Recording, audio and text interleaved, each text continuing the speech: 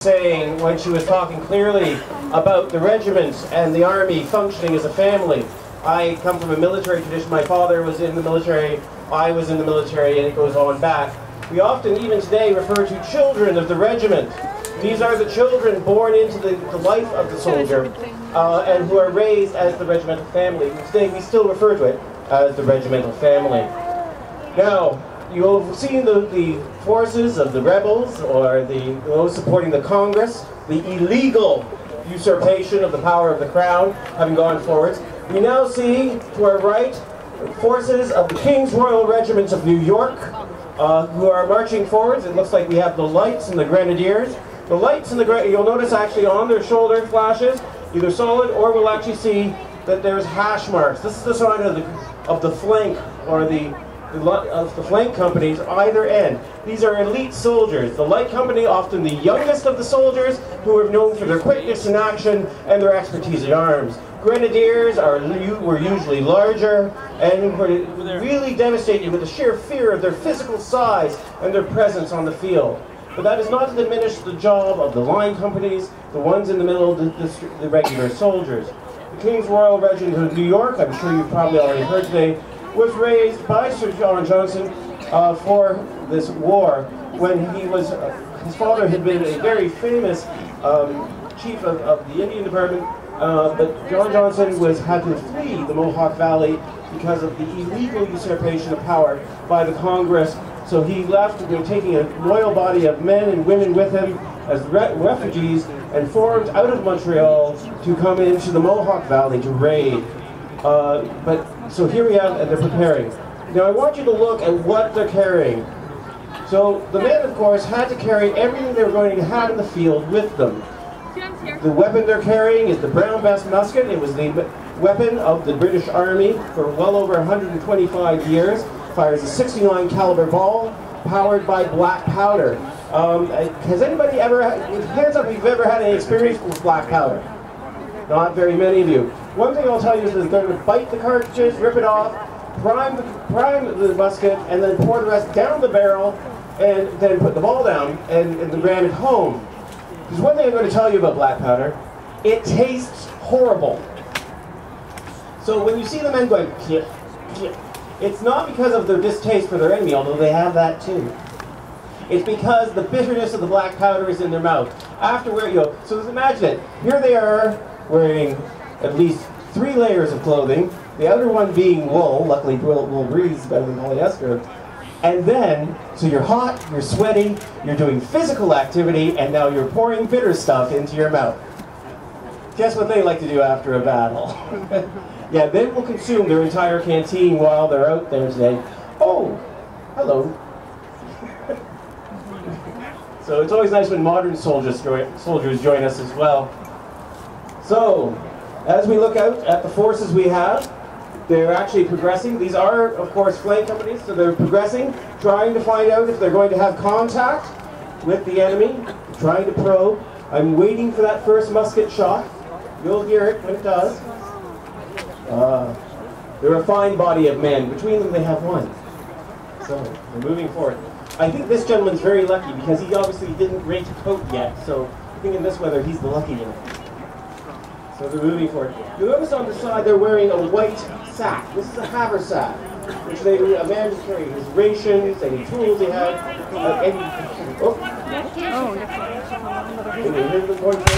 and we have the first fire. One thing you have to know about the Brown Bess musket, it is an extraordinarily inaccurate weapon. Accuracy is limited to under 50 yards. Beyond that, it's more or less useless. This is why later you'll see them fire in volleys, or all of them will fire at once, basically creating a gigantic shotgun, which takes organization amongst them. So they're moving forward, trying to close contact with the enemy. Wow. You can see the puffs of smoke. Now look at this. We're already getting a haze with a black powder. It burns dirty, not like modern ammunition, which produces very little smoke and fire. Black powder is dirty, and it's got all this. So you can imagine if there's thousands of men, or even hundreds of men firing on a still day like today, you get this haze, like a gigantic cloud. In other words, known as the fog of war. This is what they were talking about, this haze and this fog. Too late. Now, notice how all the men at the front have their white, the white breeches and the green coats, and at the back you see a man with a red feather, and his stockings are of a different color, and his clothes this like that. You can always tell an officer they never look quite right, do they? The officers dressed as they wished, usually with a modification of the uniform. There was always a better quality. Go up.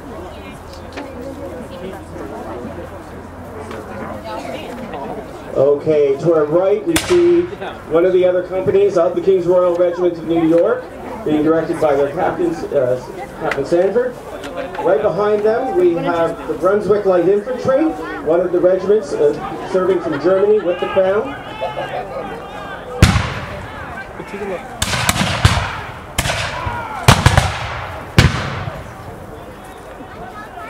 Now, if you think those musket shots are loud from back here, imagine what it is like going to be right next to you.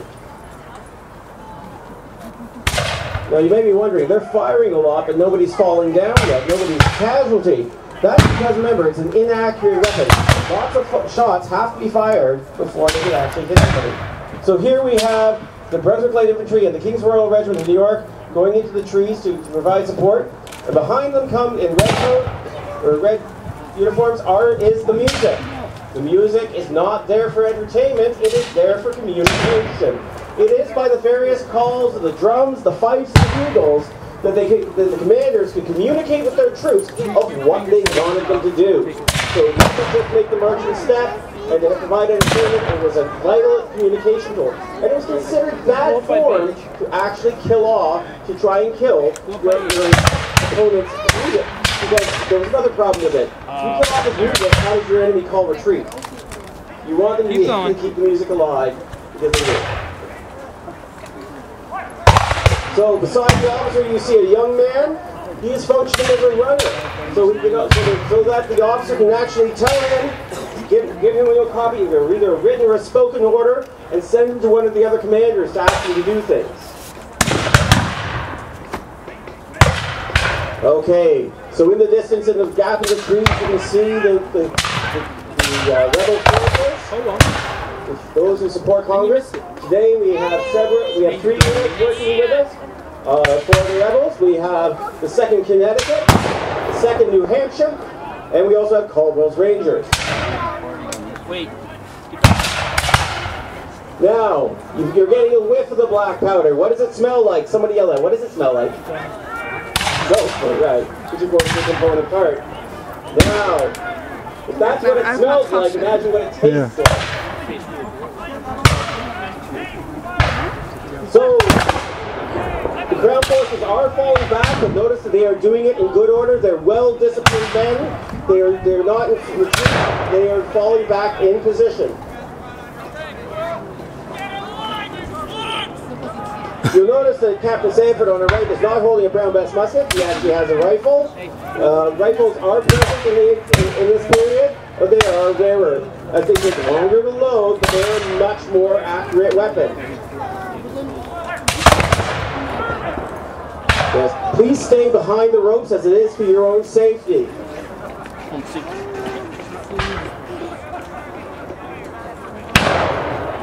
Oh, we have a casualty. Unfortunately, it's the officer, so I think we have 7. Yeah, remember, the casualties did happen. Then the surgeon would have to take over if they were dragged from the field. The medicine of the day was relatively rudimentary. This is just some things. But, for example, if you're hit with a musket ball in the chest or the abdomen, basically we gave you some blood, you were going to die. There's not much I can do. The musket ball is a soft lead projectile about 3/4 of an inch in diameter. Because it's a slow-moving weapon, a slow-moving projectile, when it enters, it tumbles in the wound and flattens out, ripping and tearing as it goes. If it hits you in the arm or the leg and hits the bone, shattering it, I'm likely taking your arm and the leg, and you're going to be invalidated. You're going to lose the arm and the leg.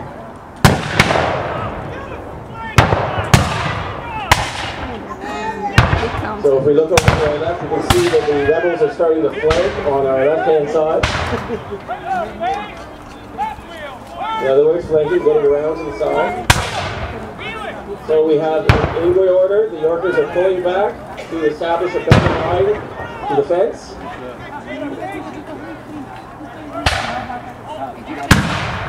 Okay. Now, off to our right, we can also see skirmishers from the native allies.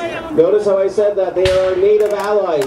They are not subjects of the crown. They are treated as countries and sovereignties in their own right, and who have treaties with the crown. Oh, that was... Okay, so he's bringing them back and reforming them as a body of men, willing to give battle.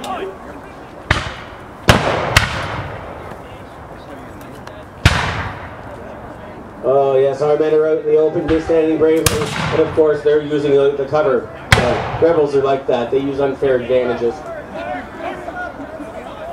You notice they give reparations for the First World War, Second World War, treatment of Italians, treatment of Japanese. We're still wondering about the reparations for the Loyalists. They've never given us money for the land we lost. This, of course, is a hobby. We do this for fun. You have golf, we have this. We love to wear wool in the summertime. Coming on, we have the Queen's Rangers Highland Company, and we have the 84th Highland Immigrants. Both Loyalist units. And of course, you'll notice the plates. And coming out from behind, we have the Queen's Rangers Light Company coming in support in the rear guard.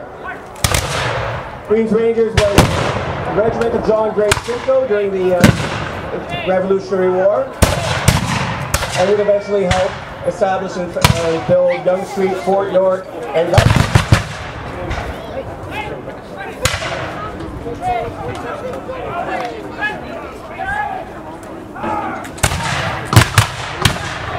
Okay, they're priming and loading. It takes time. Remember, this is a hobby. We do this for fun. There are people who fly airplanes. There are school teachers. There are health and safety officers, storytellers, actors. There's people who are plumbers, electricians. If you think this hobby is for you, and it can be, and it's a family hobby, feel free to talk to any reenactor. We're not proud. It's not hard to get us to talk. It's just hard to get us to shut up. We're back. Okay, you wouldn't want to be on the receiving end of that, would you?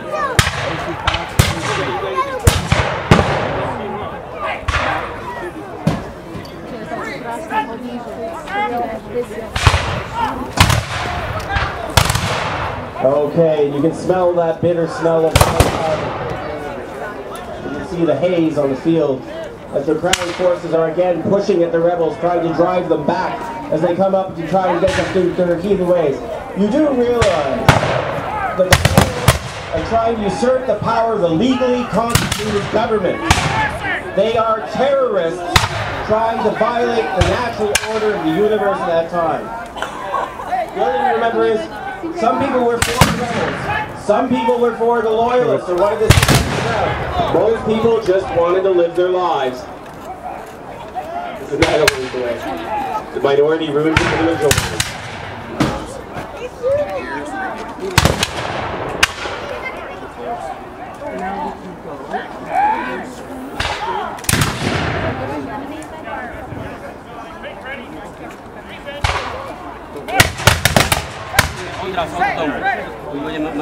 It's interesting that the Highlanders can wear a kilt in North America, but of course the kilt is not allowed to be worn in Scotland, except if you're in the military service.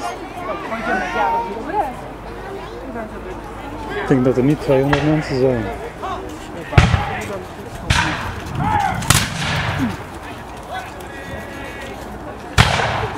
You notice on the officers around their necks, they seem to be wearing a necklace with a large bauble at the end.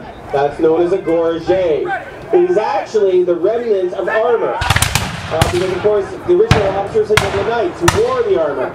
Gorget is the last remaining piece of what basically a miniaturized breastplate. It is an indication of their rank as an officer. A soldier who's learned his lesson. In this kind of heat, you always die in the shade. If you're a Highlander, you also die uphill. Because if you die downhill, bad things happen.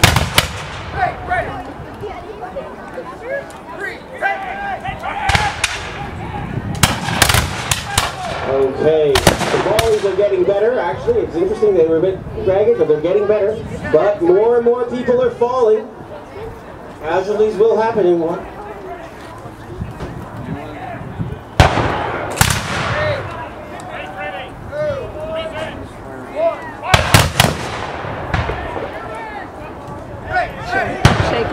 zijn. So we see the rebels are actually moving to position. Die encampments zijn zo. Oh, misschien, ja.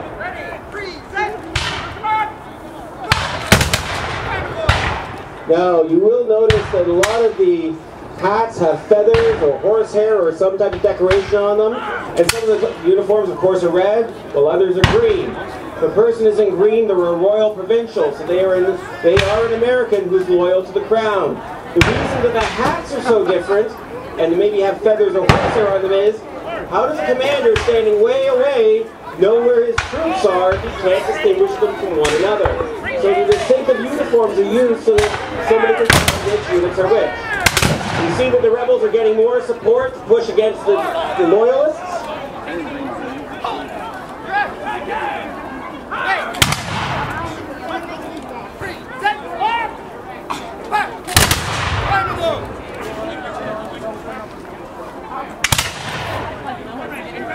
Okay, we have a strong force of Americans, 11 rebels under the chief. We also have another group approaching from the north. Come on, guys. Come on, guys.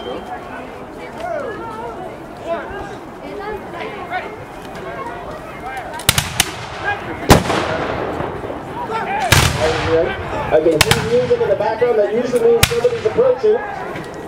Zo, er komen er nog meer uit hoor.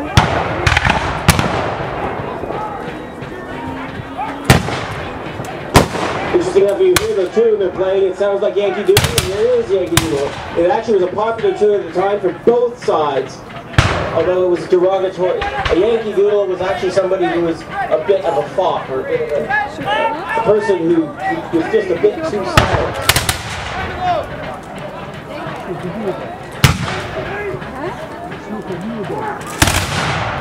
A good volley by the rebels. Oh, and we've lost another Highlander.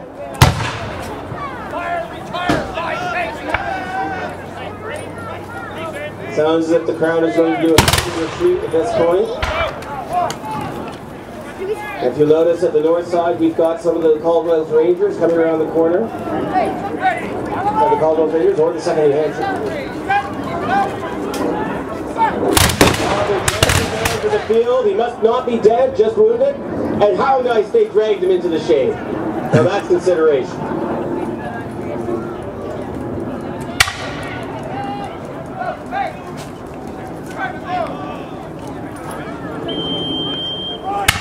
Now remember I said the music was used to instruct them. They also used whistles, their whistle calls, as a way of communicating with their troops. Another whistle. Hoor je dat? Oh, there goes another one.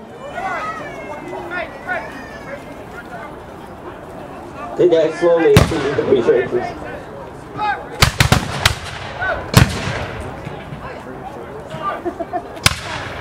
So the Loyalists, the Crown troops, are being pushed slowly back by the rebel forces.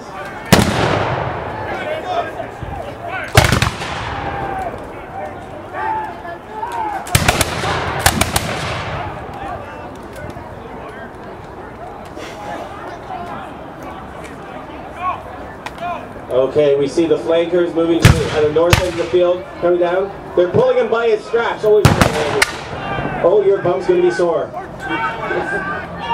He's dead.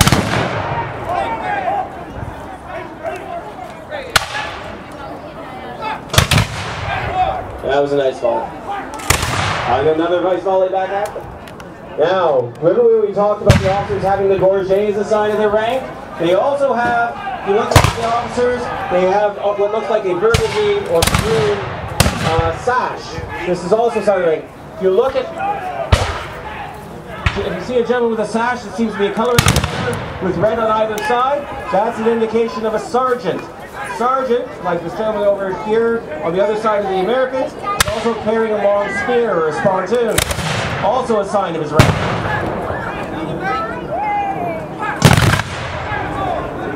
And we're getting some beautiful crisp volleys. Now you'll notice that the Americans have pushed them into a corner. So they're going to retreat to maintain the bench, so they're not captured.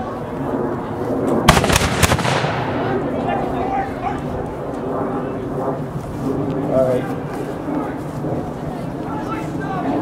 So the Americans are pushing them back down the road.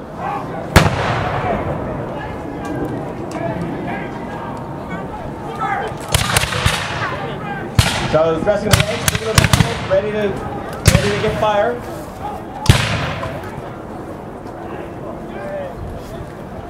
By now, the weapons are becoming increasingly fouled. Black powders are extremely dirty.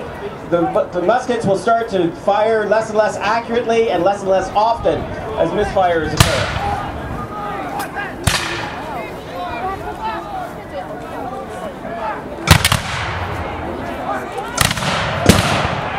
Oh, that poor lone man. If he wasn't dead before, he's dead now. Yes, you lose the distaste which they have for the black powder at the end. And they're making a quick retreat down the road to reform. Followed by the Americans. You'll notice how the British were very disciplined and the rebel forces were not. And again, they're pushing them down the control pattern. The wounded will be collected later. Last time they went this way, or retreat that way, that was retreat.